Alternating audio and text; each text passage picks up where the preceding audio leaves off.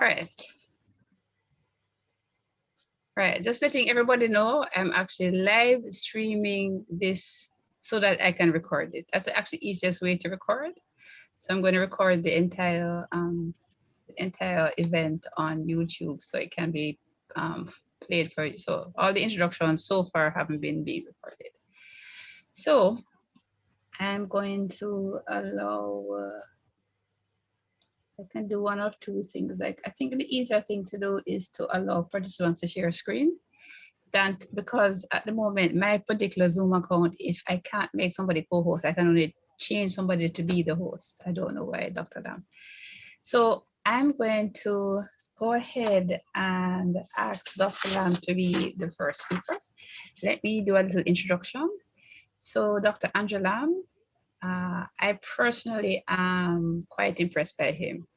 His bio says that he's dedicated to search for new natural products with medicinal, agricultural, and commercial applications. He's currently the Vice Dean and Associate Professor of Chemistry in the Faculty of Science and Sports at the place where I work, University of Technology, Jamaica. He's a founder and principal investigator of the Natural Products Research Lab. He was a director of the Center for Science-Based Research, Entrepreneurship, and Continuing Studies. And then I wonder, wait, did that lab no longer exist? I'm not sure. He is a President Research Initiative Awardee, which is a big deal within the UTech community. I know it comes with a prize.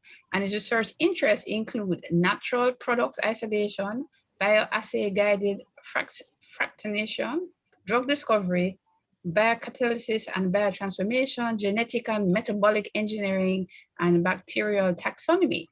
He has received the International Union of Pure and Applied Chemistry's Young Scientist Award and other honors. Now, the reason why Suzanne Muir invited Dr. Lam is because the stories he's told me, which is not in this bio, about how he has managed to get research grants and kind to help with his research and the way in which he has partnered with persons to do research. And I'm hoping in his talk, he's going to tell us a little bit about his research experiences and his never give up approach to doing research. So let us welcome Dr. Lam to speak to us now. Thank you very much, Ms. Muir. Thank you for the introduction. That was a very kind introduction. Let me share my slide. Hold on. Share. There we go. Oops. And full screen. Is everybody seeing it? Yes, I'm seeing it. Yes, yes. Wonderful, wonderful. Okay. All right. So thank you for the opportunity to come and speak with you today. I was expecting more students. I'm seeing a lot of faculty. So I kind of crafted the presentation for more students to share some of my research experience and some of what I've garnered over the years. Yes, the Young Scientist Award was a few years ago when early in my UTech career, a couple years ago. So it's still nice to remember that that award. All right, let me begin. How many? Just a quick response. How many students are in the room? I think Sabrina, you were a student. Yes, one. All right. Okay. All right. I actually think there are about 4 students. This is very few. Very few. Somebody don't want to put their hand up. I don't know why. They're feeling kind of shy today. That's all right. Nothing to be shy about. I don't bite, and I don't think anybody else in here does. But I hope I can share some of the information I've kind of garnered over the years. So I've titled the talk, The Research Life, the rewards, regrets, and why we keep going at this. So let's start off with something simple. What is a researcher and what drives them? Now, one is the desire to know. I find researchers to be a particular breed in that it's a person who has a desire to know something. In SCIT, it's related to that field. In science, it's related to that field. For me, it's related to my love for biology and chemistry. That's something I've always been interested in, sci-fi movies, different ideas and see how they work out. For somebody who does literature, it might be, how a story unfolds or how a story is told. That's fascinating. And so as a researcher, you have a desire to know something, to answer a particular question. As a business person, you want to know how to make more money in the thing that excites you. And that's another thing about researchers is they're driven by things that excite them, things that make them come alive. And I find that's the case with me and natural products. There's also the intrinsic motivation to keep going. One problem, what you find in research oftentimes is one question leads to 5 more. There's no way you can follow all 5, but you keep going on the line that internally you keep wanting to know the answer.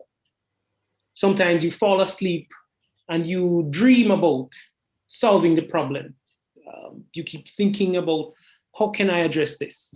You keep searching for new sources to address this question, this burning question that you have. So you stand out. Where somebody else might not care. The peers around you might not care. So what? So what if you make an app that acts like a virtual assistant? For you, that might be the possibilities of it. You can imagine the end result of it. The idea of it captivates you. And so you follow it. Follow it like you would, for lost treasure. You would go hunting for it because in your mind, at the end of it, it will be worth the reward. So a researcher is so driven that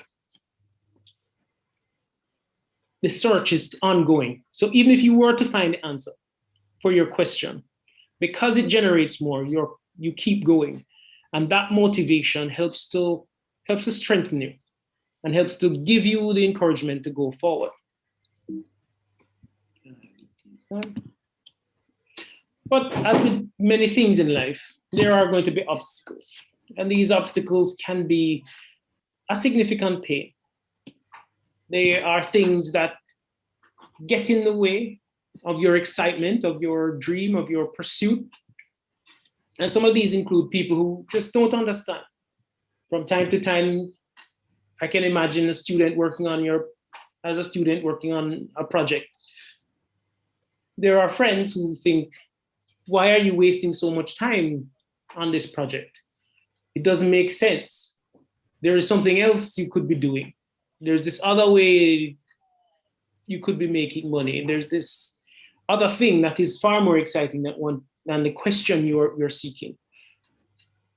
That could also come from family or even fellow workers, people who don't understand and have the long-term vision you have or the keen interest.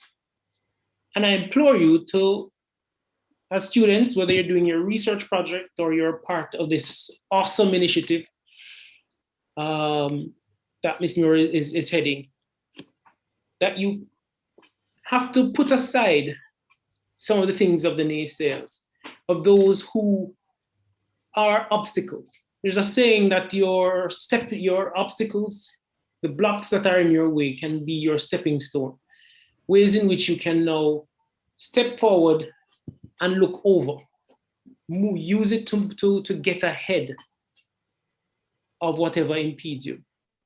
Now, in my research journey, there have been several of these different personnel type obstacles in the way. For example, even at UTech, to create the Natural Products Research Lab. First step involved converting a staff room to the first phase of the research lab. And that was a difficult thing to do because one, there is a shortage of space at UTech, at least there was at the time. And so you then had to convince several persons that to build out the research capacity of the university, you need to create the research space. Persons doing research needed somewhere to work, to do their analyses, to have their instrumentation, to conduct experiments. And so there were many persons who couldn't quite understand why would you take a perfectly good staff room, and I'll show some pictures as I go along, and convert it into a research space.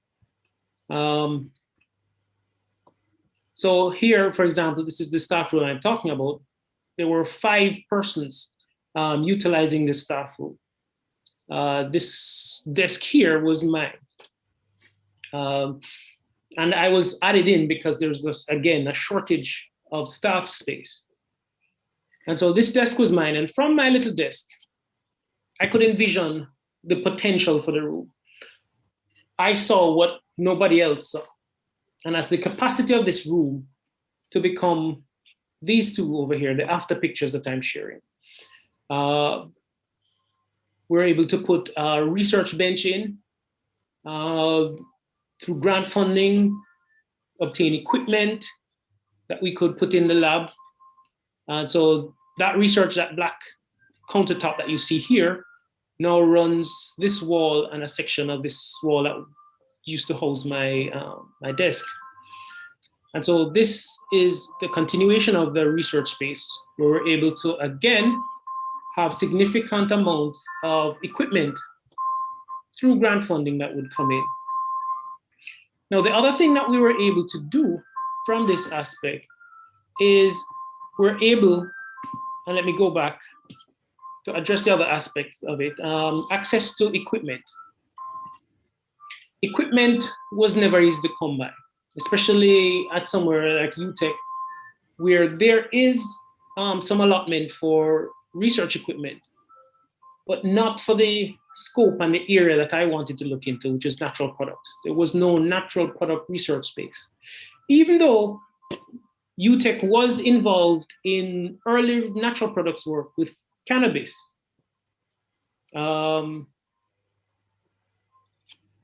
Professor Henry Lowe did some of the work on cannabis actually from UTech.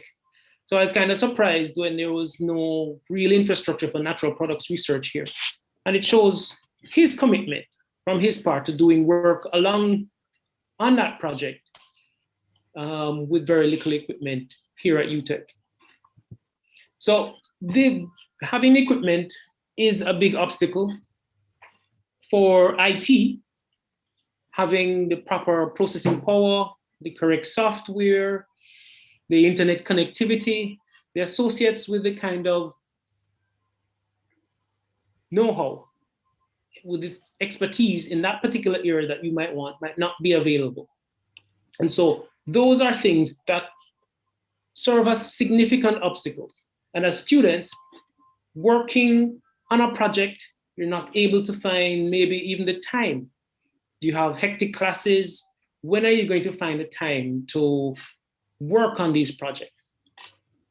So I'll give you an example of what I did in terms of time and workspace and expertise. So I started UTech as a young faculty member, had to learn the ropes, you know, where all the different offices are, where do you get certain materials, where do you get your exam scripts done, what's the procedure where the classrooms are, what's the material that needs to be covered. So it took me several months to kind of learn that. How do you go from starting lectures, meeting with students, meeting with colleagues, doing all of those administrative meetings, doing your marking, preparing for classes, marking papers, doing exams. And so it took me 2 semesters, I think, to be able to get all of that under my belt.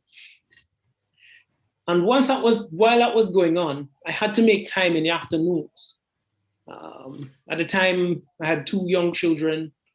My wife and I, we were getting our jobs moving along. And so it had to be after you put the kids to bed, that was the time I was able to sit down and start working on grants, because it was clear that I'd need grant funding in order to see my vision come through, to see what needed to be done. And so I was able to source the grant funding by writing those grant proposals late at night after the kids had gone to sleep, and working a lot through the night in order to have success in that department. And with that creation of time, because we create time for what is important. And so we had to make the time for that. In terms of expertise, you use those you know. I relied on my former supervisor, my former PhD supervisor for some of his input, some of my colleagues that I've worked with at other institutions to get some feedback, doing the reading. And expertise is a wonderful thing, especially in these days when you have YouTube, you have course. Actually, currently I'm doing a course online, one of those free Coursera courses, to build up my knowledge in certain areas, because I intend to do research in certain areas. So you have to think of these obstacles and how to overcome them. Money, I put here in a particular, as a different point on its own, because money, as the Bible says, answereth all things. Money gets you a lot of opportunity. Not having it, therefore, robs you of certain opportunities. And one of the ways I like to showcase that is before just explaining my idea to the university, to those in charge, and what the benefits would be. Many people accepted it. It was a wonderful idea. They didn't think it would happen. Now, the only way to get it going was to obtain grant funding. And this I did through different agencies, the UNDP, their small grants program, their environmental facility, the Global Environmental Facility, and then from the Environmental Foundation of Jamaica. Once those monies were secured, then it became easier to make the vision come true. And with that, we could then do this transformation of the lab, where we had the tables put in, got the special counter, which is chemical resistant, and the university was able to relocate the staff room into another building that they were building at the time. And so staff members could be accommodated in a new space. They got a new workspace, a new office, and we were able to convert the staff room into the first phase of the Natural Products Research Lab. Now, with every vision, there is more vision. A vision leads to questions, just like your research questions can lead to more research questions. And with the work that had been done in that first phase of the Natural Products Research Lab, we're able to take the adjoining classroom. So the staff room that you saw in the earlier picture had a certain a tutorial room next door. And here it is in the before picture. And in order to create space, not just for myself to do research, but somewhere you could house graduate students, other faculty members within the university for their research, and visiting faculty and researchers from across Jamaica or even across the world, we needed additional space. And so I approached the university for this tutorial room. And at first, of course, again, this was a hard sell. But one, having the grant funding in hand to help with the renovation of the space, that was a big plus. And also, with the need for other faculty members to become involved in research. If you're saying you want research, this is a perfect opportunity to provide that research space for people to do research. And I'm glad to report that has been the case. With the creation of this additional room for the Natural Products Research Lab, we were able to expand and accommodate researchers and graduate students. There's a funny story that actually goes with the acquisition of this additional room. And this would allow the natural products research to actually become 3 times its original size. The story goes where I applied for this additional space. And yes, the university did have a space shortage at the time. And so taking a classroom out of circulation was a big problem. However, what I did in that instance then was to get the schedule, get the timetable usage of this room, and look at when those classes were, who was using them, what courses, how many students were being utilized in that classroom. And then to get the additional spaces that were available and show that this space could be taken out of circulation and the times and tutorials that were conducted in this room could be reallocated to other spaces without a loss in student time or staff time. And I did this in conjunction with the scheduling unit, where they were able to work with me in that. So I had that part covered. I went to the security unit and asked them if this would be a security issue, if this tutorial room was taken out of circulation. And working with the security staff, then that was not a concern. Also talking to some of the users of the space, if they would be okay with relocating to other nearby classrooms that were also free. And so that way, I could then go to the university and show that taking this classroom, this tutorial room out of circulation would not adversely affect the students' time, staff time, or scheduling. And with that, I then approached upper management for the space. I got 2 yeses and 1 no. And that 1 no, even though it didn't supersede the 2 yeses I had gotten, was a significant source of delay. And to be quite frank, the person who was delaying the transition came up with reasons of security and scheduling and all of that.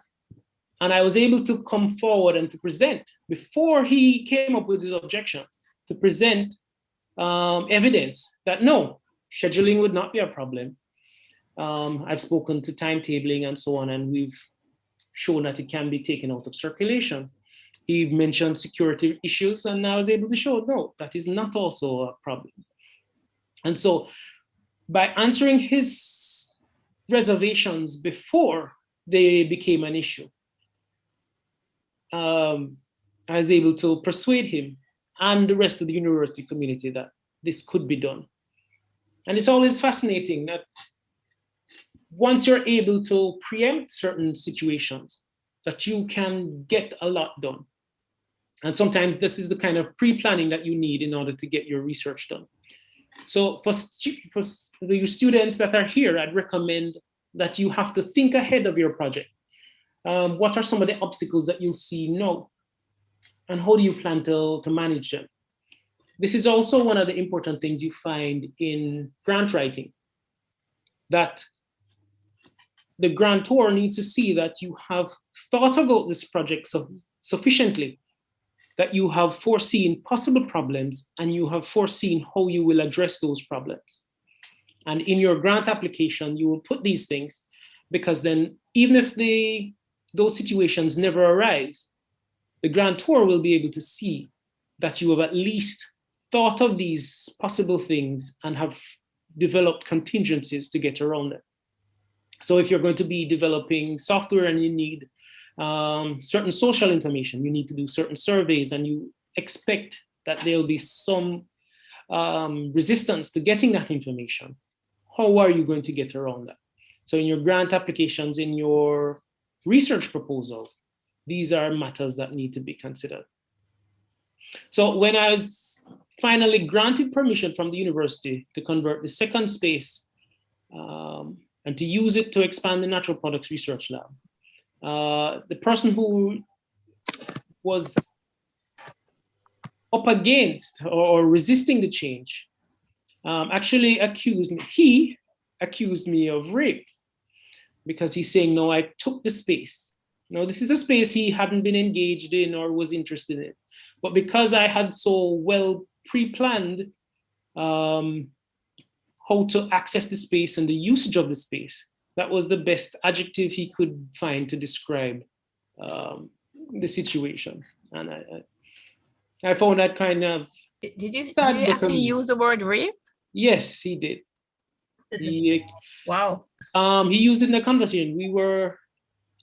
When I had the opportunity to show him the room after the renovations and to show him how it would be used and so on. Yes, that was the term he used to describe it. It's interesting to me, you know, that was the term he would choose to use, but that was the case. As a researcher, I find that it's best to be an entrepreneur who does research.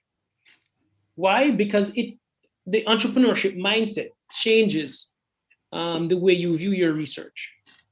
You're now looking at it from a benefit perspective. How will it not just benefit me and serve my intrinsic need, my internal motivation, my need to know, but will also benefit others? Every entrepreneur ultimately serves somebody else. They're serving their customers, they're serving client needs. So having that aspect is excellent for your research and also for your research grant applications, because part of it requires that you say, okay, how will this research benefit? If you're doing basic research, even that basic research needs to address something that will benefit others. Even more so applied research. And I find that the Faculty of Engineering and Computing does a lot of applied research, which answers customers' needs, clients' needs, social needs. And so having an entrepreneurial mindset gives you that edge in getting your research done. I mean, academic success is great, but to be honest, economic success is even nicer, at least in my opinion. Because by merging the two, you satisfy the academic curiosity of yourself and your colleagues, and you might get nice papers out of it, you might get books and so on. But the economic side of it, where the economic benefit can be derived by the university, by those involved in your projects, your graduate students, your fellow workers in the effort, that makes it even more rewarding. I think of it as a kind of icing on the cake. As well as the economic benefit, you get to create your own pathway. Entrepreneurs tend to generate income. And that income allows you to direct your own pathways. So for example, Elon Musk, Bill Gates, all of these great entrepreneurs and great businessmen have so carved out a niche for themselves that they can pursue private projects. Bill Gates can now divert his funds towards his entrepreneurial side.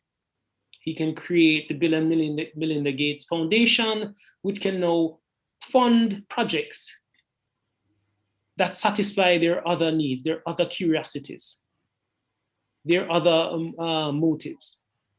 And so by creating a business out of your research, you can generate that income stream, which will benefit you and others. You can have that philanthropic arm to your business dealings, to your social dealings. And so you develop yourself in that way as well. I think every inventor gives in one way or the other. Every entrepreneur gives in one way or the other. And this can be your vehicle to do so through research. Having said that, it's important to know that money isn't everything. As a student, I'm sure that's probably what your main focus is. You want a job so you can get money, so you can be happy. Money isn't everything. It answers a lot of things, like the Bible says, but it isn't everything. Serving money is a sure way of ending up in destruction and ending up in a path of ruin. We've seen that with several of our politicians, those involved in banking and other industries, where money becomes more important than people. Money becomes more important than your integrity. That should never be the case. What I find is if you do that, you lose yourself and you lose your real friends and family in the process. So while pursuing research, while pursuing your entrepreneurial goals, it's important to be faithful to your faith, to have that moral background, that spiritual background that helps to level and guide you. That moral compass that tells you things that you will do and things you will not do. And you can set that boundary very clear before you get distracted by the money and the multiple paths that open up before you from research or from entrepreneurship. Be faithful to your friends. Don't sell out your friends because your project is going well or you think they will become a hindrance to you. I'm not saying that you keep the advice of people who are distracting, who are obstacles in your way, but that doesn't mean you have to throw them away or bury them. Friends and family are two of the great funders that they mention in business. Many of your initial funding comes from friends, family, and the other F in that is fools, but friends and family are an important part of your development.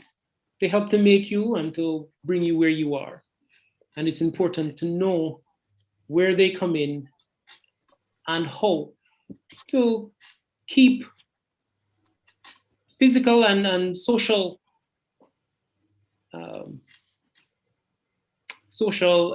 engagements, social entities, social beings close to you, because humans, as Corona has shown us, is an important part of who we are. We are social creatures in so many ways. And the isolation that Corona, for example, has caused, this pandemic has caused, has shown it so much more. That at the end of it, you could reach the highest height. You could reach the pinnacle of success. If you don't have friends and family to share it with, then it becomes almost meaningless. And also, I want to share that in your quest for research, for entrepreneurship, for wealth, know yourself, know your limits. There are some things you will do, some things you won't do. And as I say, to thine own self, the saying goes, to thine own self be true. So that at the end, and this is a picture that I found to be very inspiring, that after you've reached the heights, like this astronaut, he has traveled out of this world. He comes to realize that his achievements, the research, the training, the practice, has brought him so far and so high that at the end of it, you want to be able to sit back and relax. For students, this sit back and relax might be completing your project and having it reach the high heights that you wanted it to, or even higher. For staff members, for entrepreneurs, for researchers, it might be getting to a point when you can look back and see where you've come from. I'm sure that astronaut can probably point down and say, my city, I was born in some point on that planet, near the lake, somewhere down there. and you get to enjoy your successes. And that's an important thing to remember. Enjoy your successes. You've worked hard for it. Sit back, relax, enjoy the view, because this will eventually come. You will come to a point later on in your career when certain things seem small in the distance. They're far off. They are memories on the wall, whether a plaque, a trophy, money in the bank account. These are things that you will look back and you should be able to smile at your accomplishments. And so with that, I'd like to just encourage you. Keep in the fight. Keep looking towards what's possible and then achieve it. Thank you very much.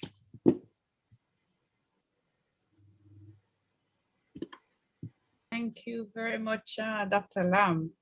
My quick recap, this is not the thank you. I like acronyms, so my acronym so far, which might not completely represent your talk, is you enjoy your success as a VIP, values, entrepreneurship and planning for obstacles. So if you live true to your values and you not only be innovative internally, but you also do that in a way to bring value to society in a way that is an entrepreneur.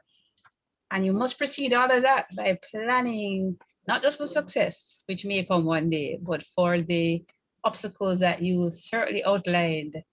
And as I said earlier in my introduction to you, clearly you've had a number of challenges in your path. So we thank you very much. I'm definitely going to recommend anybody who came in late, you could go back and listen to the beginning of this talk. It's been recorded. Thank you so much, Dr. Lam. I think that was quite inspirational and at a certain point shocking.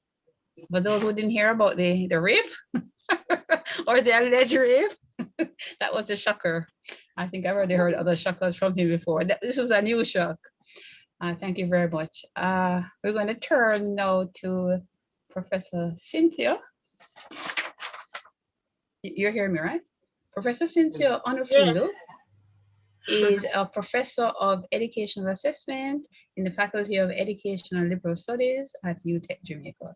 She holds a PhD in educational psychology. Her specialization is psychometrics.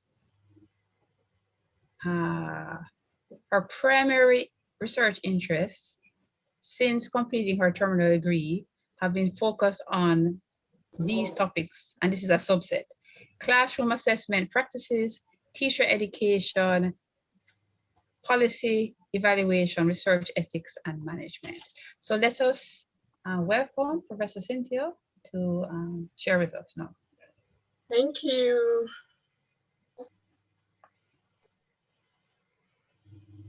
Good evening, everybody. You can see me, the light in this room, it's a bit poor, but so excuse me. We can see you and we can hear you.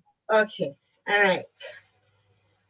So when Miss Susan invited me, I was kind of iffy to speak because I'm one person who don't like to showcase anything I do. I'm very private.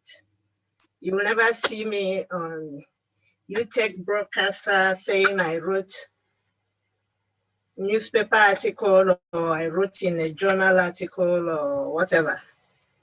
But when she said it was focusing on getting students to, encourage them, mentor them, and also there could be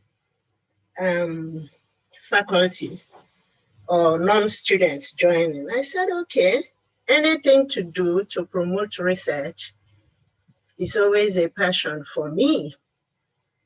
So she asked me to talk about the importance of doing research. So my presentation is very brief. It's not going to be as detailed as Dr. Lam, which was very, very entertaining with the colorful languages at times, and the experience was shocking. I never knew half of all of what he went through. So I will talk about why do research, the importance, phases of research, which I was happy to note that Dr. Lam also mentioned, especially when he said something about the business aspect. And then I'll talk about a little bit of my experience. So we do research. I classified it into two parts. One as students and two as faculty, right? So for students, doing research could be a part of your degree program, right? It could be a requirement for a module that you are doing. So in that case, you have to do it if you have to get the degree and if you have to pass the module, right? But another reason, apart from making it a requirement for your degree, is that it helps us to have basic knowledge of how to do investigation, problem solving, critical thinking, analysis, and so on and so forth. So it's a knowledge, if acquired and applied, even after you have done finished your degree, will go a long way to help you, right? It will go a very long way to help, because you never can tell where you will be getting work. So that's why I have both of them. And then they would ask if you have research skills. All right. So I'm a big fan of learning, continuous learning, and improving myself all the time. So for lecturers or faculty, you want to reflect on your own practice, right? And that's why some people do like a case study of themselves, or they do what is called autoethnographic research, all right? You also want to distinguish yourself in the field. You can see that Dr. Lam is a distinguished fellow, right? In some cases, they might use it to renew your contract, and also if they want to retain you, right? Because nobody wants to lose a worker that is distinguished, okay? Then it could be for knowledge building, where you will grow professionally, and where not only you will grow personally, but you could also get some people under your wings, right? Because when we do these things, we might be mentoring persons at some point. And it could be for recognition, as Dr. Lam, Miss Susan said that he got an award. That was for recognition of his work. And it could be for also promotion, right? So you grow from lecturer to senior to associate to full professor, okay? So these are the reasons why we do research, okay? So why is research important? We have a couple of reasons. One, persons would have been doing something in your area, skit, education, nursing, law, you name it, engineering, okay?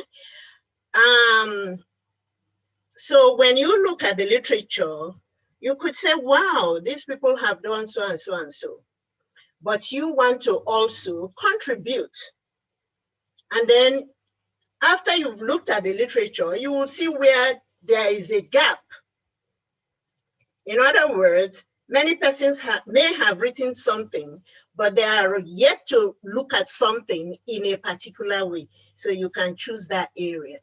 And after you've done it, either you present it at a conference, or you publish it, or whatever. You present it at a conference, you publish, you give seminars, what have you. You are contributing to knowledge in that area, whether it's skit, whether it's engineering, whether it's built environment. We all have our field which we can make contribution, okay? It could be that there's a theory that somebody else had developed that you want to improve on, or you may want to test it.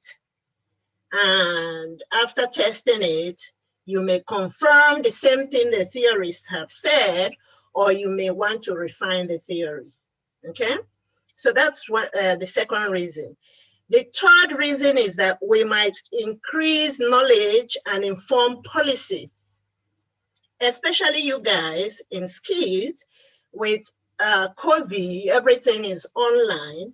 So you might, the other day, there was something they were saying, I think it had to do with immigration and entry, and somebody hacked into the system, computer system, that was storing in persons' information, arrival, passports information, and all that. And somebody hacked into it, right? So for you guys in computing, which I respect, because apart from doing this presentation, if there is nothing more I know about computing, I know how to turn it on, but if I have to renew my antivirus, I have to get help to do it, right? Because I'm so scared about computing. So you can do something that can help the Minister of Technology either improve on national security or whatever they do with the computers, right? And it can inform policy as well. Another thing is that we are able to make informed decisions because you are making decisions based on research, right? So it's evidence-based. Dr. Lam touched about the economic part of it. And that is where you would have patent or done the IP, intellectual property license for your product so that nobody will use it without permission, or nobody can usurp it without you having the right to sue the person and so on, right? So we can do research, and the product of that research can help in our standard of living for that person, right? And then we also do research because we want to be educated research consumer. Educated research consumer are those persons who know a little bit of basic research, a little bit of applied research, all the paradigms, quantity, quality, mixed methodology. So you're able to read the literature or an article or a book, and you're able to make sense of it. It becomes commonplace for you to read, even if you are not in that area of study, okay? And I mentioned this earlier, career opportunities, because they might be looking for somebody with research knowledge, right? And if we do research, it can also be beneficial to the society, especially in the area of well-being and quality of life and different areas, all right? Then we have phases of research that you can do. And that was why I said, Dr. Lam mentioned it, and I was like, okay, did this guy hack into my computer to know what I was saying? Because we are almost covering the same topic. Basic research, where it will be on discoveries, all right? Or applied research. I am in the Faculty of Education. And what I personally do is applied research, all right? So you identify a challenge or a problem and you want to find a solution. So for you guys in SKIT, it could be designing of an app that can do something, right? Something like that. So that can be an innovation. And that is where you can now go into the commercial aspect, okay? And talking about commercial aspect, you can also do research that we refer to as research and development. So let's say you developed an herb, then you can pilot it, get some people to use it and get feedback, okay? And then you refine it before it finally goes out as a product, all right? And when it goes out as a product, that leads us to the last phase, which is the commercialization or the business aspect of it, right? And that's where you will patent it and you will get intellectual property for your patent, and then you can go into business or you can be doing consultancies, right? For my research experience, I am one person, right? I don't let the fact that I'm in education stop me. I like to do research all the time. It's a passion of mine from a very early stage, right? And this is particularly because I had lecturers when I was in my undergraduate that influenced me.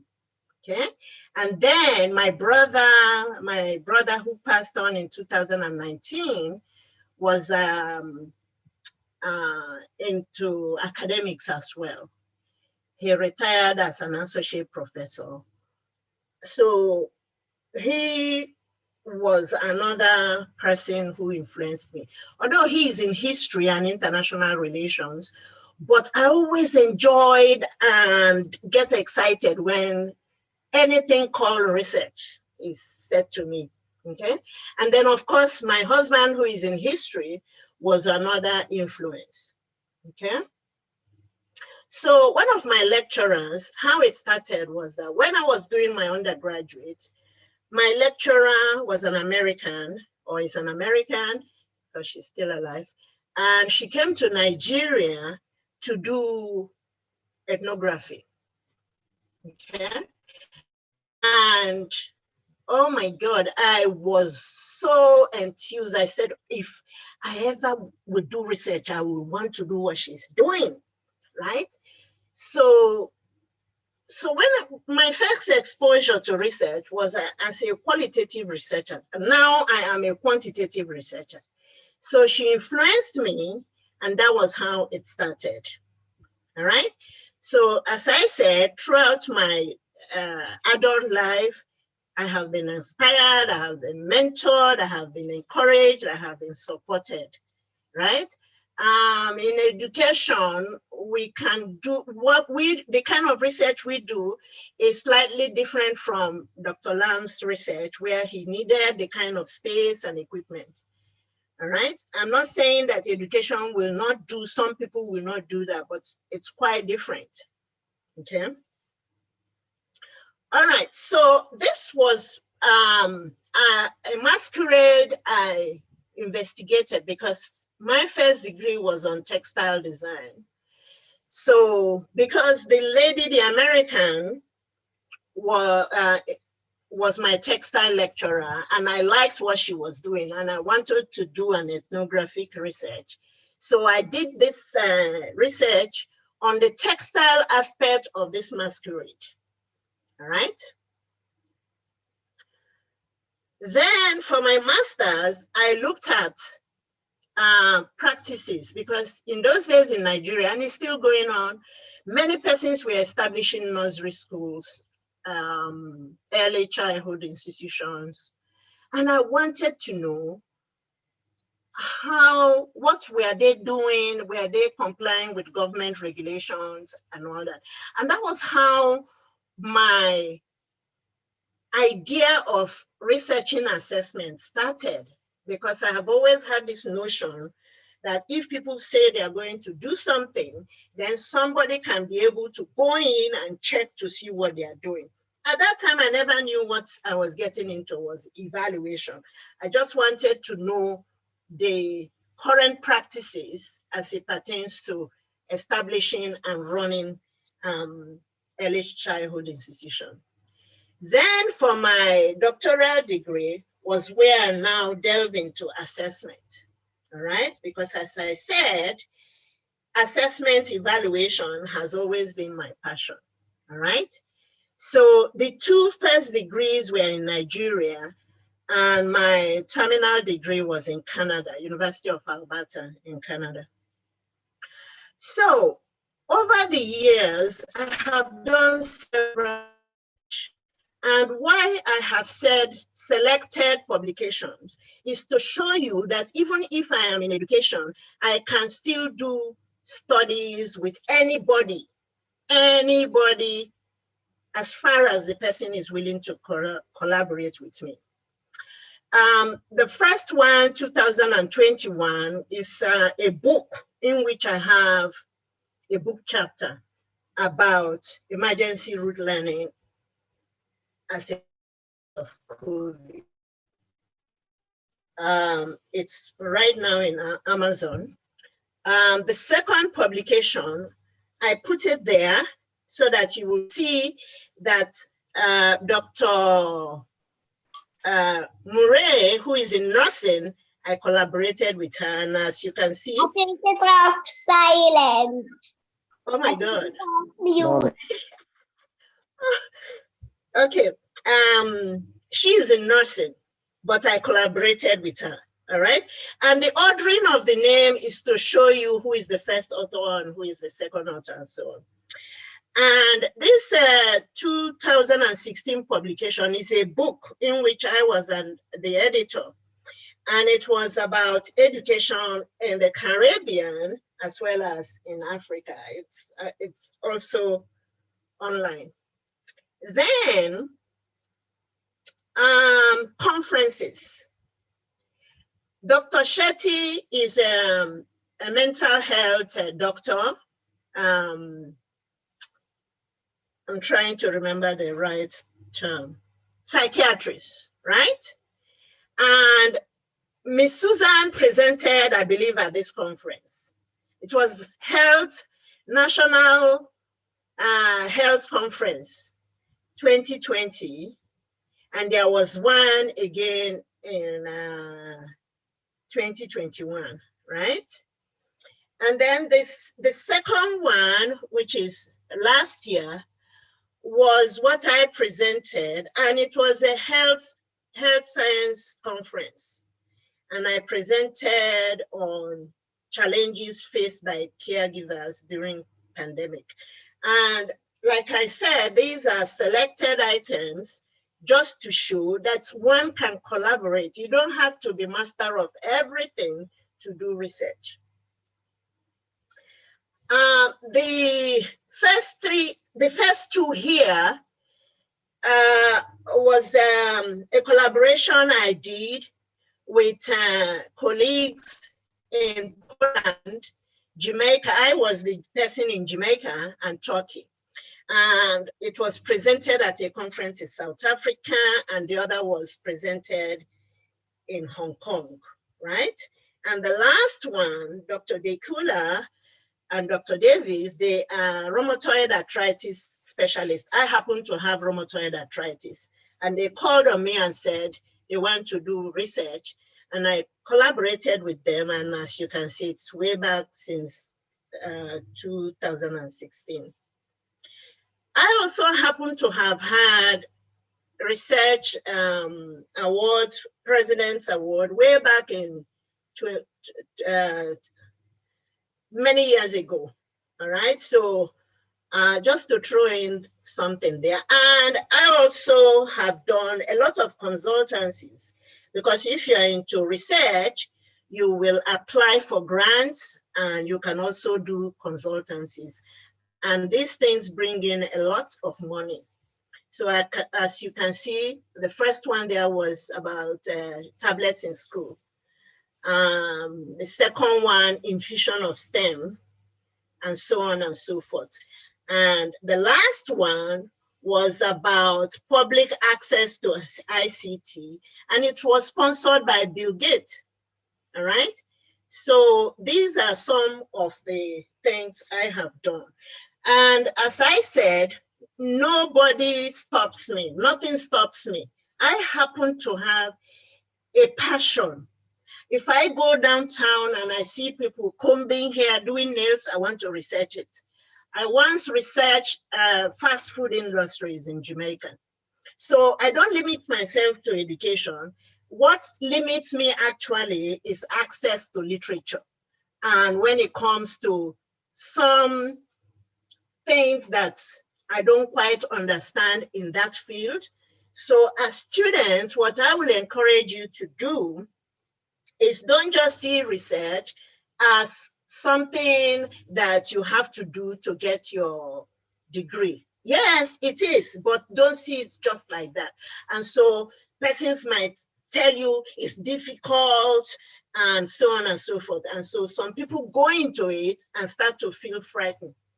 That's why you have supervisors or mentors.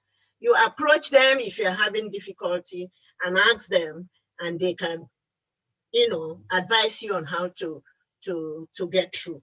But you have to have the passion. And it's not the same research. Applied research are of different types. It can be as simple as survey what people think about WhatsApp, for example, or what people think about using Facebook for teaching or something, all right? Or it can be an experiment, okay? Or quasi-experiment. So, but don't get scared of it. Once you get through being scared of it, you will start to enjoy doing research. Thank you. I hope you found it useful. Thank you so much. Yes, thank you very much, Professor Cynthia.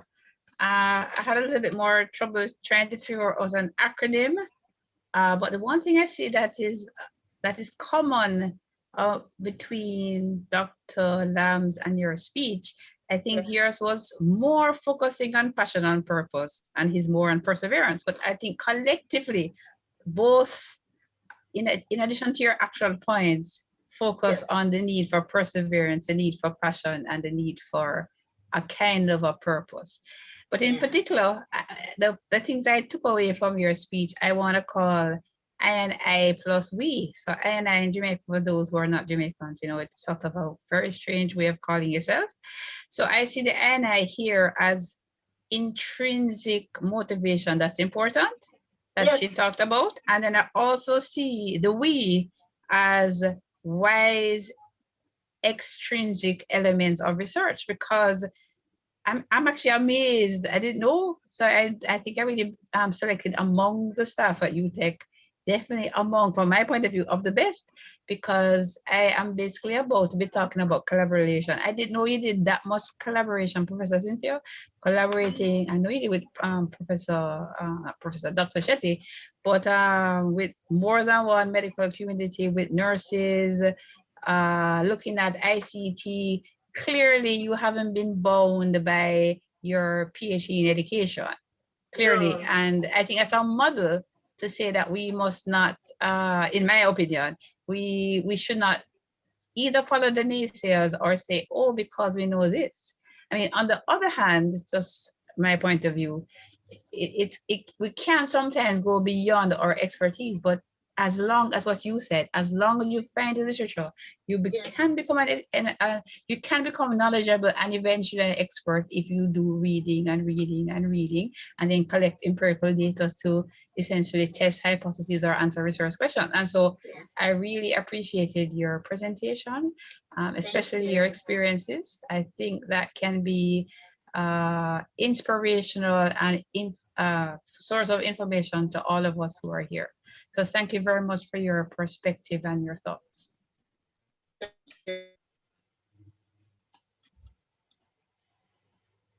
So I have put in the chat a little registration form, which I'm going to put again at the end, because it's at the end of my talk. So I actually have a little talk, maybe it's a big talk that I have planned, but I don't know if I can really do the talk that I had planned. So for those who don't know, I work in the School of Computing at IT at UTech, and I've been teaching research methods since about 10 years now. And I think the first time I started teaching it, if you want to know the secret, I had never done a class in research. I'd done a few seminars in research. I approached the Faculty of Science and Sports and asked, could I teach a class? And I was a tutor. And soon after that, I actually did a class in the Master of Public Health program, and found that it was very interesting in the sense that, well, leave this alone. And since that, I've been having an increasing interest in research. So with that being said, we've come to where we are today, and I'm going to do a little presentation. Let me see how short or long I can be. I'm trying to figure out how to share a screen. Let me look down for my presentation. Okay. All right. Okay, so here we are at the beginning. Okay, so I think you're all seeing my screen. So about 6 weeks ago or so, we started a research initiative because at the moment, I am currently, last year I was in charge of the graduate research for the Masters of Information Systems Management, which was an interesting experience. And then this particular semester, starting January, I'm again in charge of the undergraduate research projects in the School of Computing in the BSc Computing program. And that has led to some discussion as to how we can improve those outcomes of the students. And as we looked at that, we thought, a few of us were talking that we need to improve the research capacity, not just of the students, but also of the staff. And so we're having seminars both for staff and students. And this is just the formal launch. And I'm a little disappointed because this is the smallest numbers we've had so far.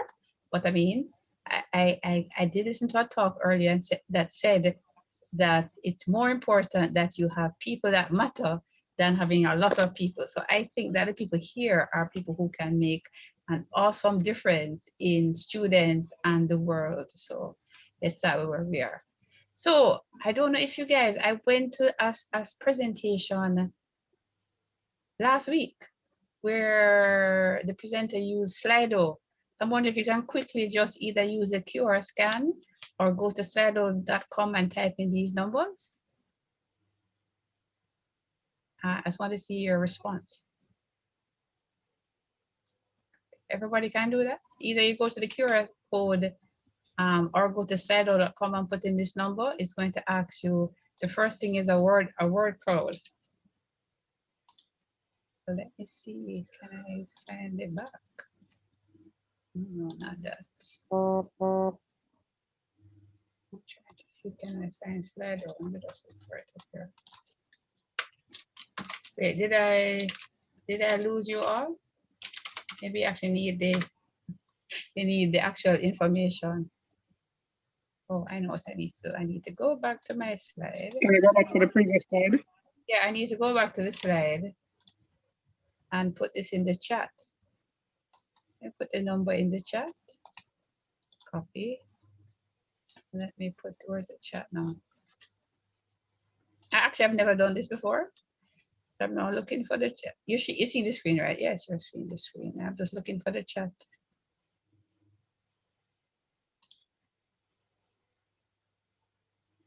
I'm actually, why can't I find the chat?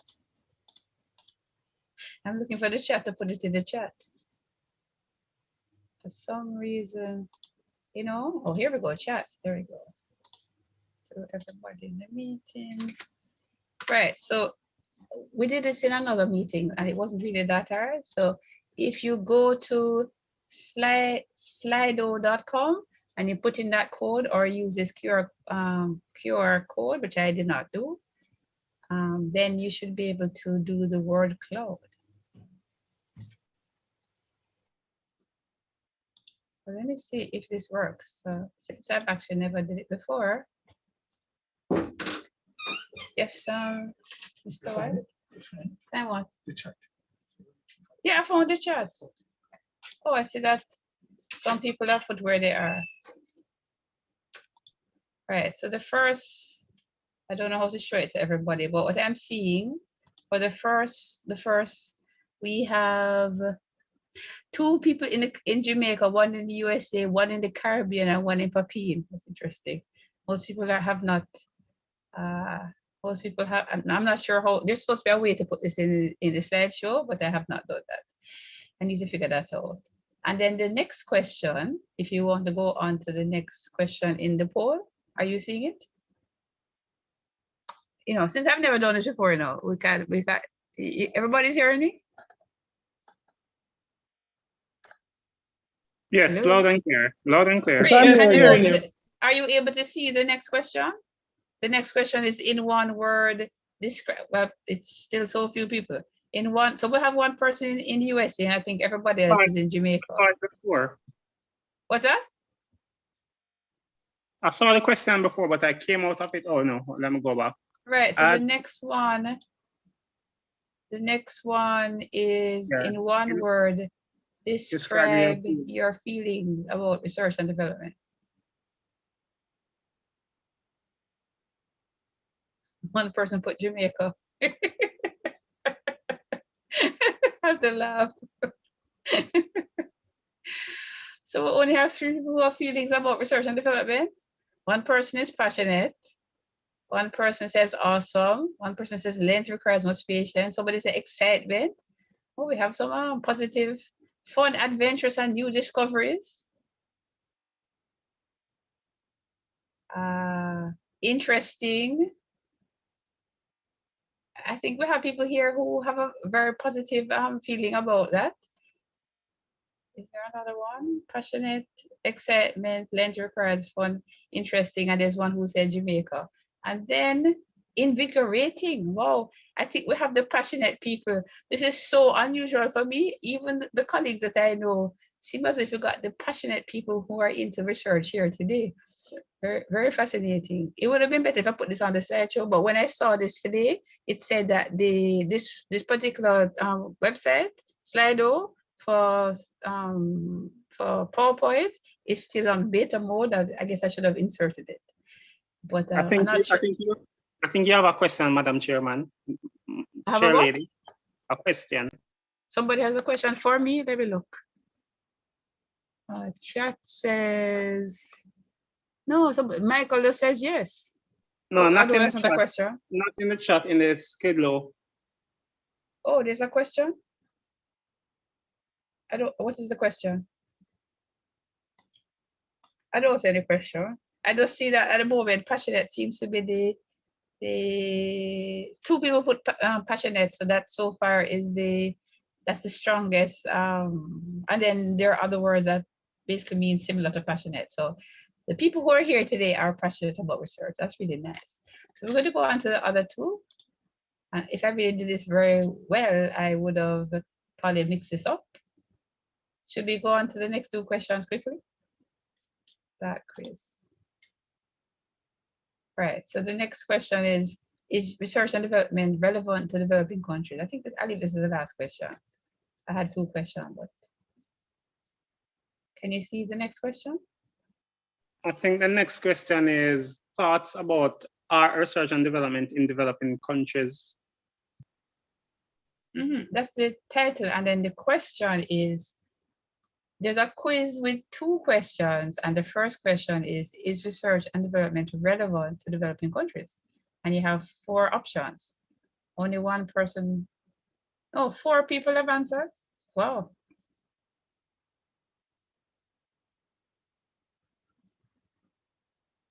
I see that everybody who is here because they all believe research is important, because people both think it is important and feel that's important. So I think I'm going to stop this for the moment. We need to stop. I'm going to go back. I'm going to go back to, I'm sharing the screen. Let's go back to this. All right, so chat. Is there anybody else in the waiting room? Nope. Just checking, because I think 2 people got kicked off. All right, so from current slide. So that was my attempt at audience engagement.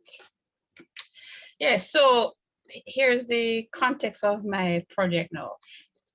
I've been interested in research for a while, and there have been a lot of hiccups for me, but the Mixed Methods Conference that was in Montego Bay in 2017 was perhaps a pivotal experience for me, because I was both fascinated and realized that research if you're going to do it really well, was going to be extremely challenging. I met Professor Creswell, who is a leading mixed methods researcher, and I was just like, I was really overawed by the whole conference in many different aspects. And I met Jamaican researchers that I was quite impressed with, and it was a really good experience for me.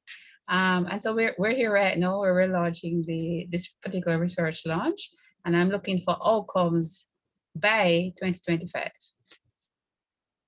So I have something in the chat. Yeah, you know Creswell. I don't know him well, but I met him. So AWESUM stands for Academic Writing, Education, Scholar Upskilling, and Mentoring. A little bit of a mouthful, but I want it to be more than just I say, why not AWESUM? So what is the AWESUM Research Lab about? It is improve the capacity of both students and staff in conducting relevant, robust, rewarding research and development.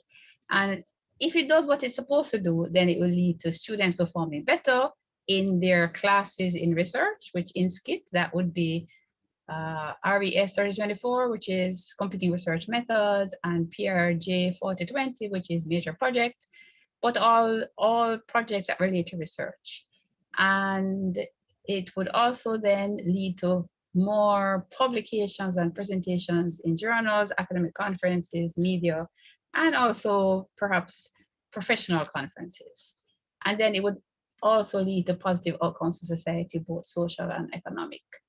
So a few weeks ago, I shared this, that awe is what I suggest that we all as researchers should ask good questions, write regularly, and entertain feedback.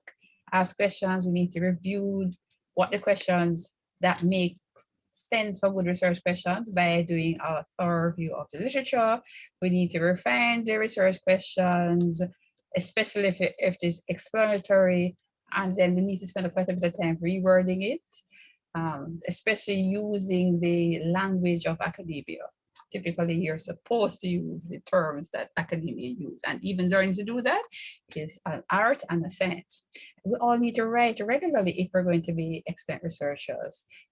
We need to be able to identify the type of significance. Is a project theoretical or practical or both? We need to think about what ifs. Are there hypotheses that we can write down?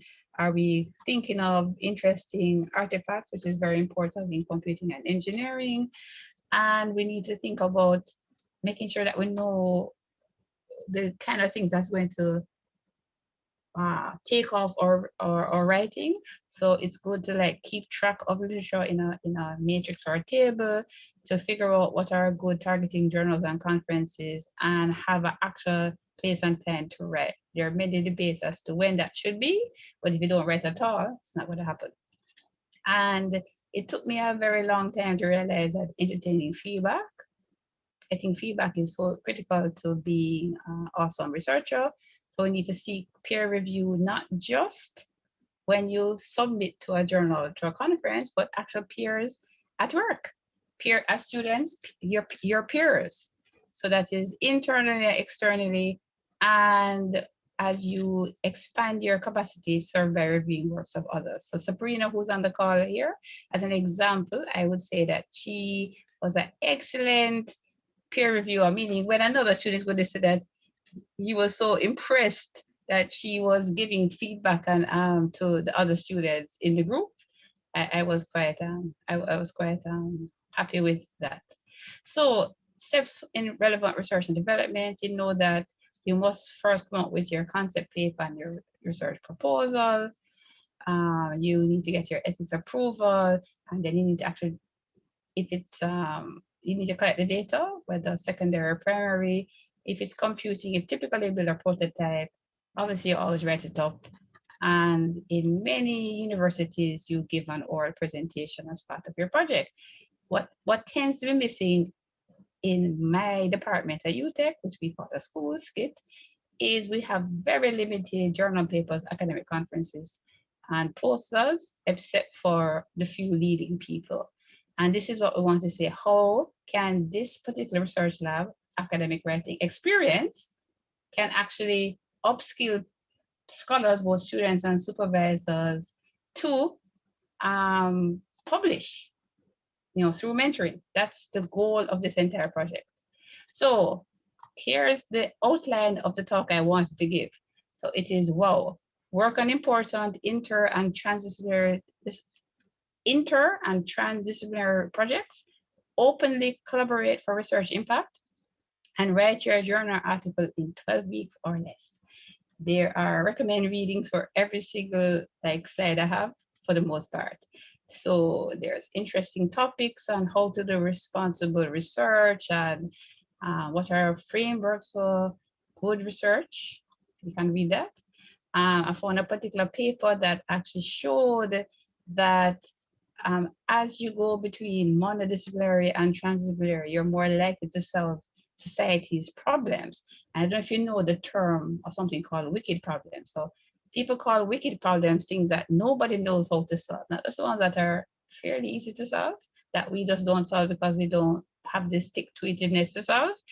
I believe that not only can we, through a systematic approach to understanding how the world works, solve difficult problems that are complex, I think as we become expert, we can actually solve, let's call them wicked problems. And certainly right now in COVID, we have the almost very definition of wicked problems to look at. And can we tackle some of them through important research? So why should we work on important projects? Well, it's an important skill for educators, and some people here are educators. You should research what you teach and teach what you research. There are studies looking at this. So there's a paper enabling university educators to equip students with these kind of competencies. And even more interestingly, the whole idea of transdisciplinary research, bridging the gap to actually lead to societal knowledge requests. At the end of it, I believe that basic research is important, but there is a massive role today in actually finding ways to combine disciplines to look at real world problems, to say, how can we produce knowledge that can actually impact the world in real ways? So since I'm coming from the School of Computing, I am looking at a number of computing projects. So I have a research group that's called Digital Health and Technology Entrepreneurship, but I'm also interested in computers and education. So let me give you a context. Oh no, I'm going to go to the second. We can look at frugal innovations for developing countries. Certainly at UTech, where the students keep asking for good reasons, where is the technology? We need better tech for UTech.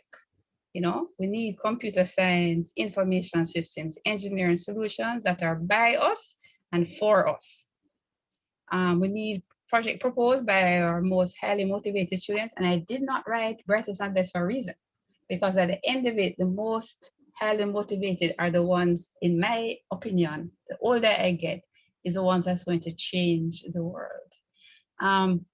And we can look at project in line with Vision 2030, that's for Jamaica, and the strategic plan for our university. So what are the most meaningful research impact projects? In my mind, these three types of publication, there are other types. We tend to focus on empirical studies, but if you look into literature, systematic reviews are also important because they give an overview of a topic. So people who can write systematic reviews can really help people who are trying to get an understanding of a field. And then position papers tend to be quoted a lot and can be meaningful to help people both make a name in research as well as give a well-informed perspective on a particular topic. So these three are the ones that I would recommend for us to be looking at. I mean, there probably are others as well, but that's just my sense. In SCIT, we've had so many. So from Dr. Campbell said yesterday that SAPNA was started 11 years ago. SAPNA stands for the Hindu Word Dream. It's a group of students at UTech who's working on real-world artifacts that is for industry, and they've been paying UTech for years now, and it's a successful venture. All the rest of these here are essentially recent ventures. So the Intelligent Systems Research Lab is 2 years old. The Sagigor Innovation Lab is just over 1 year old, really doing really excellent things. The students are coming up with technology projects that can be useful. The best students actually win money. I think the thing now is about a week or 2 from now, they're going to be the second ever, what's it? Yeah, end of the competition. I lead the Technology, Health and Technology Entrepreneurship Research Group, which is sort of still at the early stage. Dr. Lisa Fisher-Shaw leads a computer education research group. Dr. Sean Thorpe leads computer research group. There is going to be the beginning of a data analytics group that here is going to be led by Mrs. McNamara, and there is a fledgling animation research group. I think the point is there's so many possibilities within SCIT, and this is not really that's not all the possibilities. So this is really my first point. My first point is we need to work on interdisciplinary projects because that's how we can change the world. My next point is openly collaborate for research impact. And I have 3 sub-points under my second point. We can be open to not only scholars, as in students and staff, but also other stakeholders like industry partners. We can be open to projects with return on investment. And by that, I don't mean only money, but also time and energy. Because time and energy is very costly. And if you don't have money, if you take time and energy, and eventually, like Dr. Lam mentioned earlier, you can eventually get money. And you can, if you show persons who are really good at research that you have been doing serious research, based on what I have observed, eventually they will be willing to take the time to show you how to apply for grants. It's really based on you spending time and energy that you would then eventually get money. It's not the other way around. For research, yes. And then I believe that we should all be open to being open about our research and development, and I'm going to explain soon. I've already placed this registration in the chat that you can register for this. Basically, I want the emails for people who are here if they want to get the links to further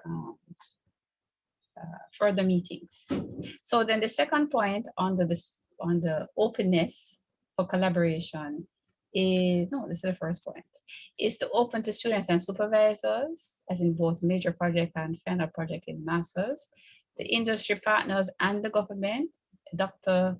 Thorpe had a podcast yesterday and we spoke about this at length. We won't have time to go through that today, but it was very interesting. The most interesting part of that discussion was the head of Jamaica Business Development Corporation. She was there, and she and others who were there are open to research partnerships with us. And so the people actually are open to doing it. It's really a matter of reaching out and finding those collaborations in industry.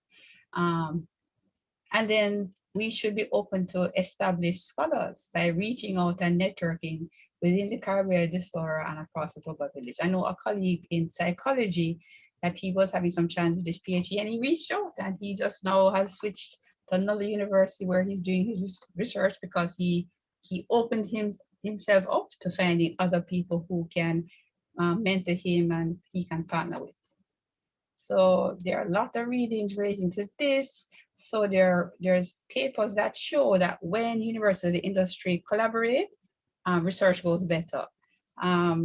This particular paper from 2013 basically indicates that if you ask both university and industry people about knowledge transfer and research, they give different perspectives, but if you find out what they actually want, then you're actually able to dovetail research projects that are going to be win-win. And it's really about figuring out what each partner wants. There is research done, published last year about how do we actually evaluate research impact assessments. That was one of the things that was talked about at the podcast yesterday, because it looks like across the globe, there needs to be little evaluation of the research impact. And perhaps we need to be doing that in UTech and elsewhere. And there's even some ideas that intermediary organization can facilitate university industry technology. So in Jamaica, I would presume that would be something like the Scientific Research Council. I don't know if there's anything else like that, But that article that's there basically says that there are opportunities for intermediary organizations to improve that. And perhaps thinking at UTech, that could be within UTech. We could have a unit at UTech that helps facilitate that. We do have a unit now, but I don't think, in my opinion, I hope they don't, if I listen to this, but I don't think they're facilitating as much as they could, in my opinion. And then openness to projects with return on investment of time, energy, and money. I have 3 questions. Could research and development actually help researchers in their community? How many of our undergraduate major projects are we actually disseminating in publication and or sustainable development? Are there projects that are low-hanging fruit that have social value, business value, or academic value? And in my mind, we have so many projects that can actually lead to real rewarding return on the investment that we're actually not doing it in a sustainable way, that we need to figure out how to change that. Look at this graph. So this publication from 2020 shows that research collaboration, this is worldwide, you know, is growing a lot. So the number of authors per paper is growing, the number of institutions per paper is growing, and the number of regions per paper is growing. So this is this might be an indication that we also need to collaborate if we're not doing so already. And so there's a lot of papers on this. So they actually show that when people do more collaboration, they tend to have increased research productivity. And there are, I don't know, we should even talk about quickly, but so the first 3 here are really about research collaboration, and it actually leads to better academic performance and better research productivity. The articles, the last 4, no, from Dovrock, Hugh, and these 3 are talking about how we can use undergraduate research experiences to actually improve the quality of students' research. And that takes a whole long read. And yeah, I'll leave it alone at that. The one I want to mention for a little bit longer right now is Stefan Nusi, if I say it right, 2019.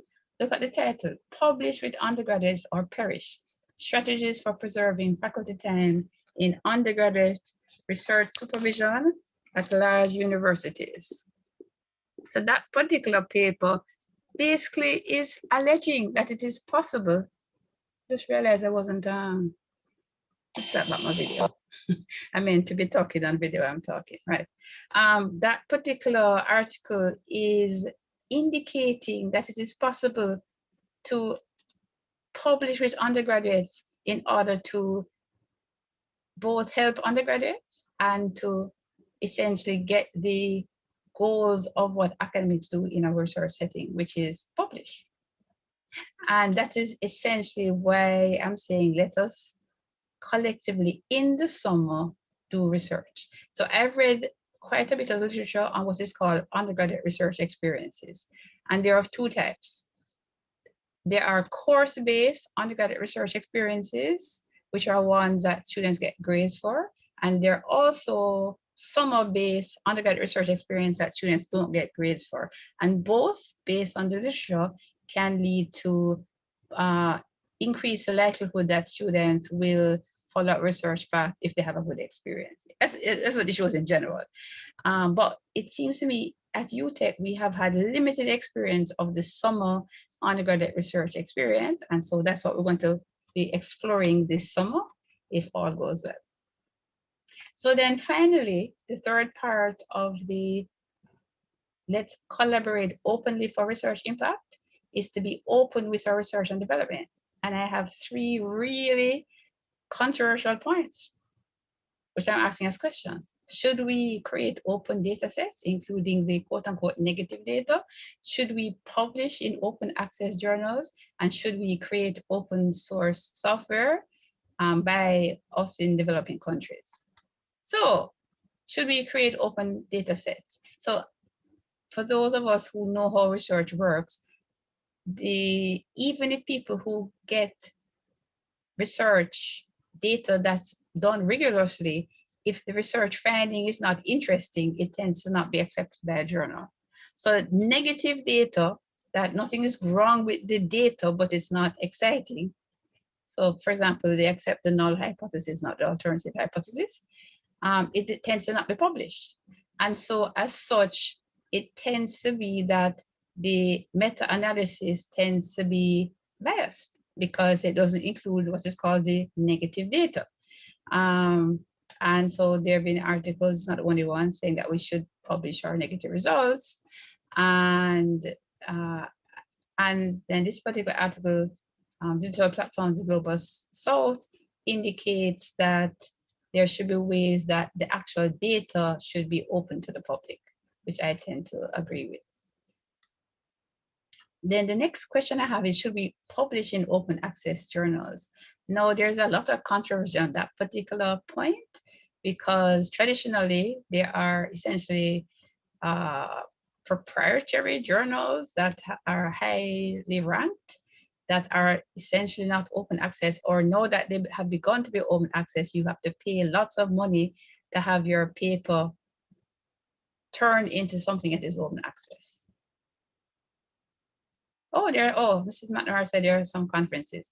Yeah, there might be some conferences, but I'm just speaking across the globe. I mean, the reason why people write these articles is, in general, there is limited amount of publications like that.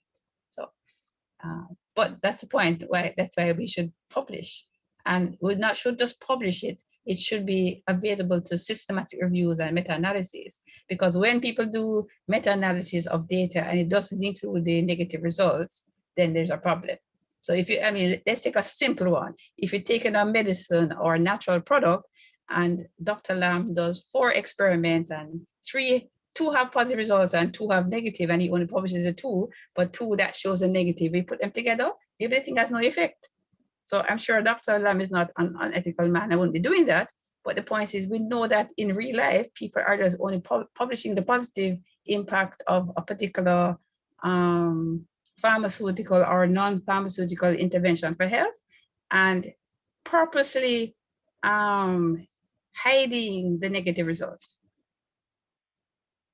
So with that in mind, this is a real issue, both of science and of ethics.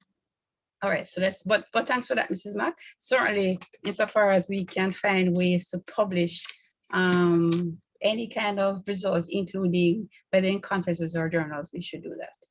Okay, so I was saying, should we, what's happened here? My screen is all over the place, but should we publish in open access journals? Well, I would say yes, we should. Interestingly, and Mr. White, who I hope is still here, he and I had a conversation last week, Friday. I'm still there. You're still there, right? So I actually went and found more articles just for him, because he was like, he couldn't believe it. So this 2021 article actually says that there is actually a slight advantage to open access journal articles having a citation advantage. It doesn't seem to be, I have 2 articles here like that. It doesn't seem to be strong.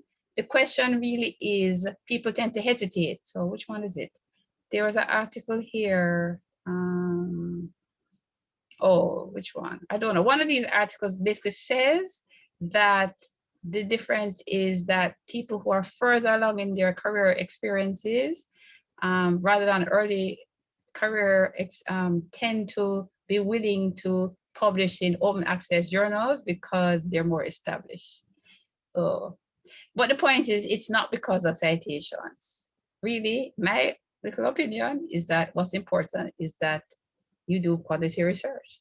But anyway, I can't tell anybody what to do. But I really think, given that we live in the developing countries, where my students, when I tell them, oh, they need to reach out to the library to get past the paywalls or to use the electronic databases that UTEC provides, they tend to be very hesitant. I think if in the next 10 years we can get to a point where more and more and more of our research is actually going into open access journals, it actually help people find the excellent research that we're doing. So I don't think that's something we should be doing. That's my little 2 cents. So you see, There's a 2021 article transitioning the information retrieval literature to a full open access model. So some people are talking about it. And I know in Europe, there's a big movement to against some of the established journals that have really high prices to publish. And I've read some of the literature about it. Anyway, so I move on from there. And we can be open with our research and development. Now, I don't know for sure if it is feasible to create all of our software as open source, because I think Dr. Lam made a really good point that we don't want to just do research for research's sake. We basically need to live, we need to be able to eat. And so, but my argument would be if we do open source software, there's actually can be ways to make money from that by supporting the services of open source. At any rate, it's just a question that I think we should at least look at, because we as a society have, in Jamaica, we've signed on to the Berne Convention saying that we agree with intellectual property laws, and many people in our society tend to breach a copyright law and steal software, and yet when we create software, we want money for it. I think we need to make up our minds what we're really about. So we either need to be, in my opinion, we either need to be people who are saying, let's just build software and find ways on the service side to charge the monies. That I think is the better solution. But I mean, I think more than one model can actually work. There's not just one model. So we can look at what should be the research agenda for developing countries, and should open source software be global public goods? This is a big debate, and you can read more about it. So on the weekend, I was having so much fun. I found out I wanted to say, what's the right personality type for research? And I found out, I don't know if you know, there's a particular personality typology called OCEAN, which is openness, conscientiousness, extroversion, agreeableness, and neuroticism. And this data here is from 2.5 million people from 4 different data sets. And they plotted the 5 different variables with 2.5 million people. And they said that they found at least 4 personality type, which I didn't name this. These were the names that they came up with: average, centered, reserved, and role model. And so you can actually go and take the test. So Truity.com has this and other personality tests. I've never done that particular test myself. And then here's my question: which of these personality types are suitable for research teams? Now, if you look at it, the self-centered person, in terms of agreeableness, is low. In fact, that's the only person has low agreeableness. So my take is the best persons for research really have little neuroticism and have positive extrovertism, openness, agreeableness, and are conscientious. So the role model people are obviously the best people for research. And the self-centered people are the worst. So if you're self-centered, I don't want you on my research team. If I'm self-centered, I need to change. I would say that we're open to average and reserved persons, because reserved persons can say, oh, I love this research project, and I'll follow on the team and say, this is a wonderful project. I'll continuously do all of this to the project. So my only take on this is, I think everybody can do research, perhaps except the self-centered might need to do that by themselves. And there's a role for people doing research by themselves, so I'll leave it alone. So my third area, so remember to WOW, W for work on interdisciplinary and transdisciplinary research projects, O for openly collaborate with others. And then the last point, which is W again, write a journal article in a quick fashion. This is after you already collect the data and you know how to do it. So to write a journal article, you need to read it. You need to read it in your discipline, outside the discipline, and read about writing, both about the process of writing, mentoring. Oh, I'm here, right. About the process of writing and mentoring others to write well and measurement of research productivity. So there are many books. I actually have not read this book, Writing Your Journal Article in 12 Weeks. I am on the Facebook group for this particular author, and it's a really fascinating group. Anybody who wants to buy me this book, I would love it.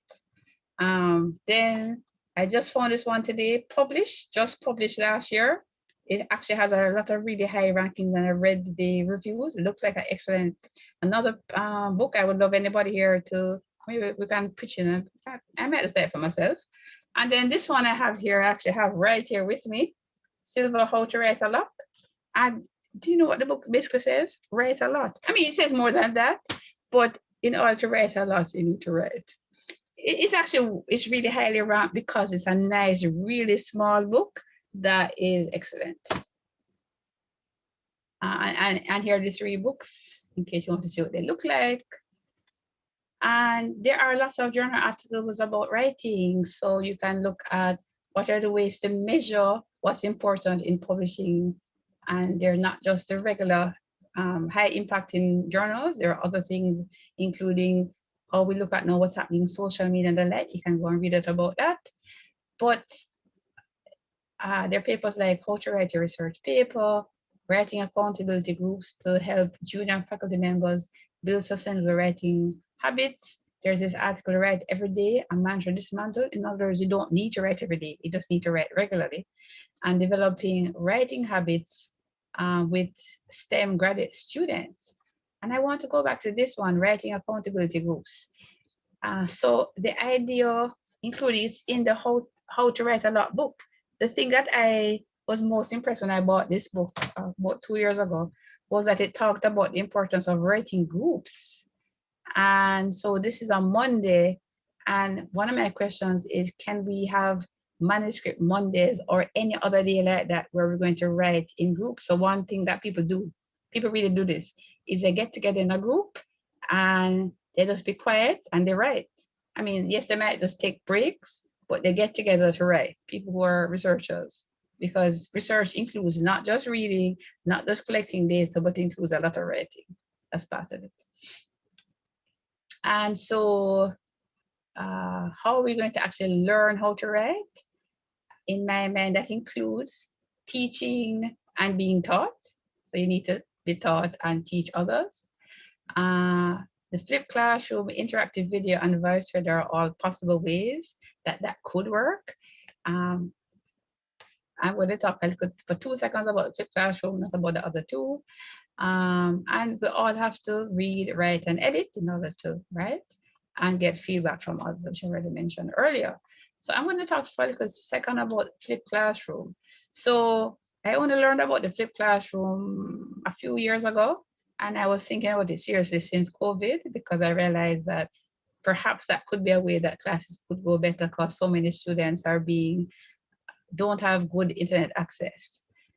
And there are so many excellent videos on research online, as well as MOOCs that teach research. So and there is actually research that shows that flipped classrooms work. What is a flipped classroom? It's just basically where you have the content that people consume at home, whatever way they do it, could be on video, and then they go to class, whether the class is face-to-face or online, and that's when you do the homework. So it's a flipped classroom. And so my suggestion in the context of this is, can we do a flipped classroom for some of the research sessions where we do things by learning how to do research outside the session, and then we come to actually workshop the ideas in the group. Just showed one slide. So myself and Dr. Facey Shaw we conducted a survey of both staff and students. 19 staff participated and 13 students participated so far. And this is just one of our slides from our upcoming conference that's going to happen later in the summer.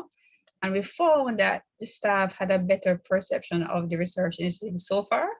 So the staff thought that most staff were either in strong agreement or or agreed that the initiative could improve the quality of their research, whereas there were some students who actually disagreed that it would not improve the quality of their research. And you saw that more people were in agree compared to strongly agree. Could the staff said almost all staff thought that the project could lead to more research dissemination in SCIT, whereas in the students, I think one student strongly disagreed and some were neutral. So the students were a little bit more neutral about it, and that doesn't surprise me at all. And then in terms of their actual research dissemination, not a surprise that some staff were neutral, but that I'm not surprised at all that some students were neutral and some students actually agreed or disagreed.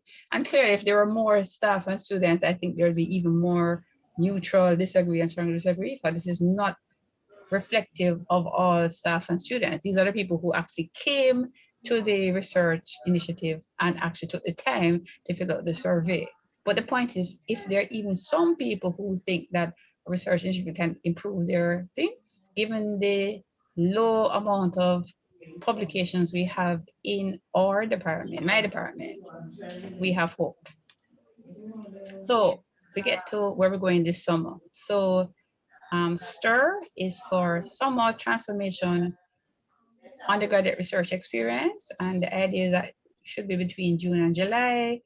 And the idea is to have students and staff actually have experience of relevant, robust, rewarding research to publish this year and to prepare the students who haven't done any research as yet for their major projects and final theses for the next academic year. We're hoping that, unlike in the past, when the students do a whole year project and don't really get going to December, we are hoping that by the end of the summer or early September, if the students either are in the projects or can come to the dissemination session, they, at least in the aim, they will be able to have more people start their concept papers and research proposals by the end of the summer. And that those students who are involved will learn from the analysis clearly. And here are 3 possible projects for the summer. So the work readiness of undergraduate computing students, a mixed method study. This is just, I've just renamed a study done by students I had last semester, of which at least one person is here now. And if, I don't know if I have the time, if I actually showed you how well written this project was, in part, I was really impressed with elements of it.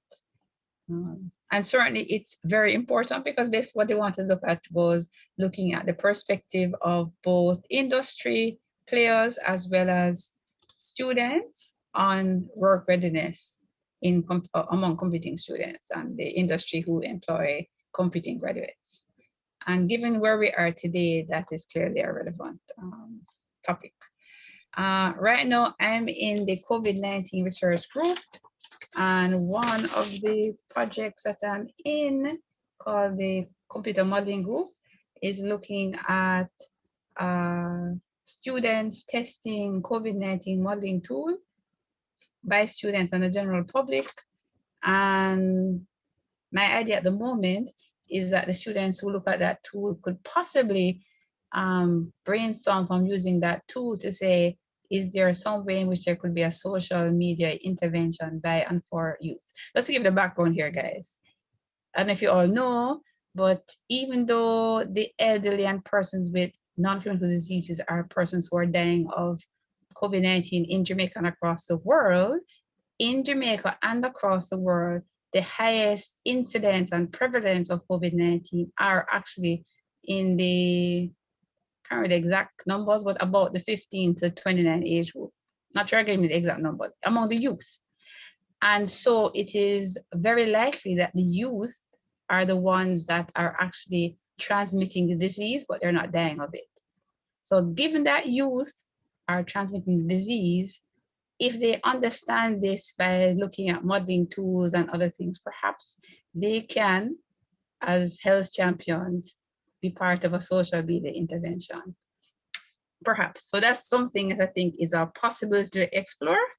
And then the last one is a bit complicated, but I had considered a long time ago. But basically looking at what's happening during emergency remote teaching, you know, we're not really doing well-designed digital learning right now. We're basically still in emergency mode, and how that's affecting students and staff in terms of their digital habits and their coping mechanisms.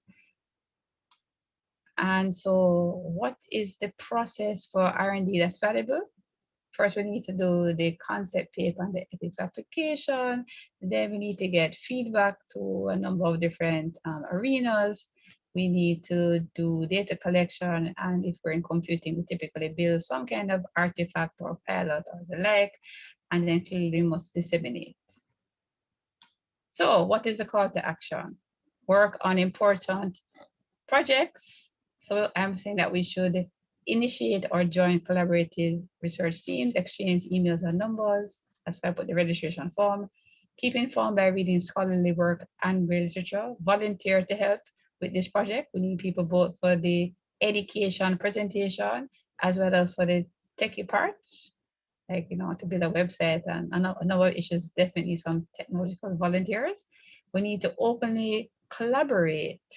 So you can invite others to this project. You can register, we have the form, and attend the lab regularly. You can essentially share your research and development and your knowledge in many different ways, including this lab, YouTube, audio, podcasts. Obviously, you can publish, but that's what this is the next point. Write your journal article in a timely fashion and identify at least 1 day per week for writing, and ask for feedback from peers inside your institution, through when you submit to conferences and journals and other people that you know. And here are my many references. And I actually gave a whole lot of videos, because here's my thinking. There's so many excellent videos. Are we actually looking at what are possible? This is just a subset. Just today I just looked up MOOCs that are starting right now on Coursera on research. 1, 2, 3, 4, 5. And edX, this is just a list. There are actually others. I just put two that are going on right now: Open Science and Research Methods Engineering Approach. And I'm sure there are other MOOCs. The point is there's so many ways to research. I particularly like this particular researcher. This is the lowest of all the things I put on YouTube. They were all over 100,000 views and above, except for this one, which is how to prepare a research plan. This is an excellent video about if you're somebody who have never prepared a research plan, how to do it. Really good. And so, to go back to the beginning, can we have wow outcomes in 4 years or less? Can we do relevant, rewarding research in the AWESUM Research Lab and outside? And so here's my group discussion. I hope I have not been too long. Let's see what time it is. 7 o'clock, okay. So my question to the group is, what activities would you like to see in this research lab, and what outcomes do you expect? And the registration is open. Let me, should I stop sharing the screen? I think I should stop sharing the screen. I see I still have people here. Yes, I hope that wasn't too long. Still have people here. Yes, so there ends my presentation.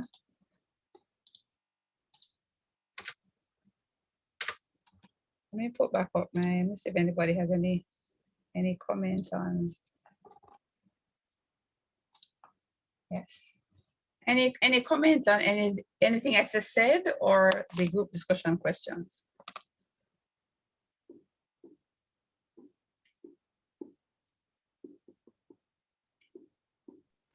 Silence. Hello. I think it's a very good initiative, and I'm looking to see all the wonders and all Definitely.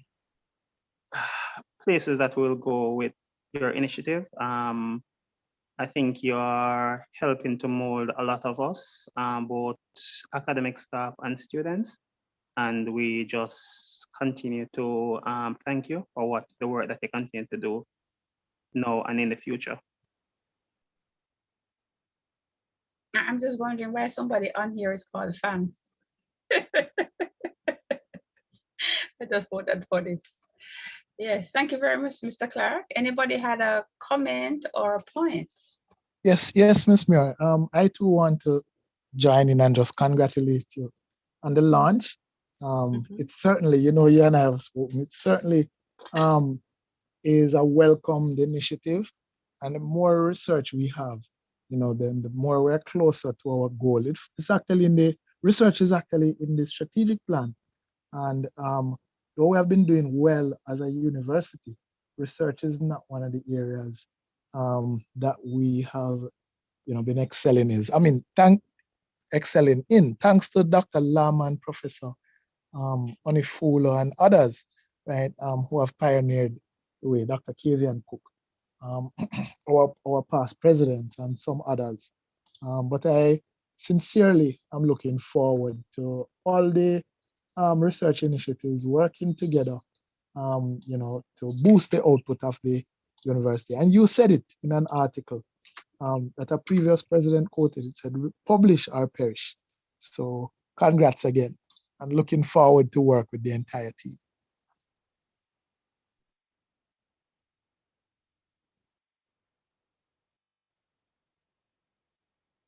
Yes, could I share the slide, please? No, actually, I've been thinking about, can I share the slide, please? I have to wonder what I mean by if I should share the slide. It's a good question. I'm trying to get access to the videos the recommended readings and videos. Yeah. So what I definitely am going to do, no matter what, I have to think about it because I've been thinking about it. What I would do is everybody who said this, which I see that already that you put in, I would send, like, I asked, do people want information to the next meeting or to everything? So everybody who register, I would definitely send a non-PDF thing with all the references. I'm a bit hesitant. Truthfully, I'm just to be fair, I'm a little bit hesitant about sharing my slideshow as it is right now. But certainly the references are certainly public. But I don't know what you all think, but yeah, I don't know. I tend to be, I know there are some people who says that you should just share everything. I think I need to just look at it, but I could certainly share aspects of it. Carisha, did I give you what you wanted? Yes, I'm able to access the link. Thank you. Okay, right. So certainly that list of videos, that's not necessarily the best.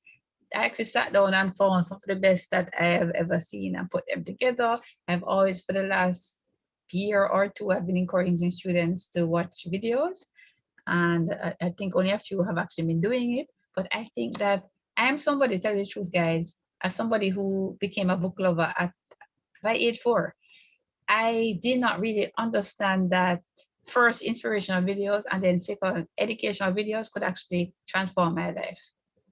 And so when I discovered a few years ago that research videos are actually excellent, I was like literally shocked. So I said, oh, so it's not that books are good, videos are good too. Like, seriously, I'm telling you the truth. So I've actually realized that just like you need to be careful with books, that not all books are good and not all journal articles are books, same thing with videos. You have to be discerning.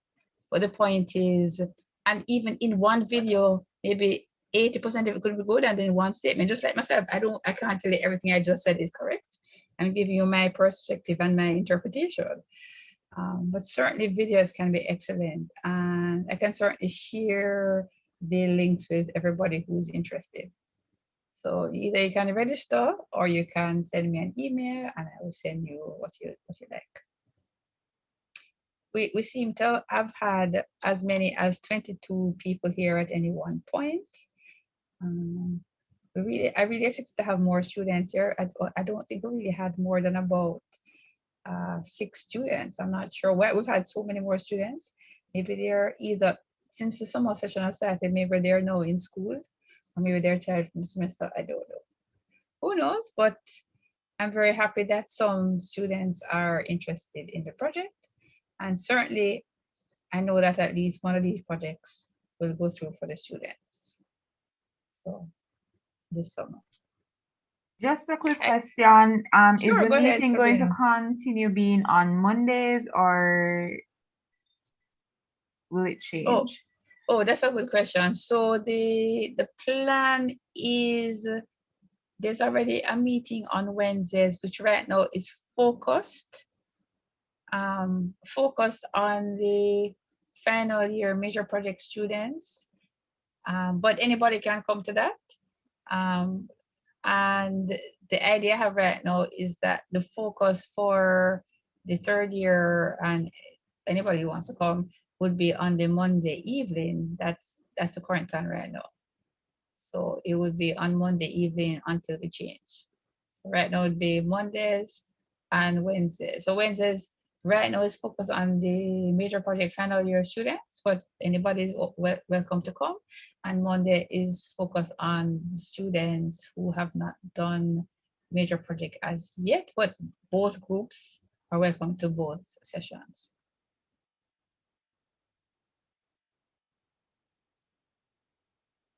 That answers your question, Sabrina? Oh, yes. I was not aware that the Wednesday session was still happening. Yeah, it was still happening. So 2 weeks ago, it was on a Thursday, and last week it was on a Wednesday. So yeah, it's been happening every single week since we started. And one week we just switched from the Wednesday to the Thursday. I don't remember what was the reason. Yeah, it's happened every week. It seems as if we're also having a communication issue. That's why I'm trying to get people's emails, because even when, for example, I sent this link to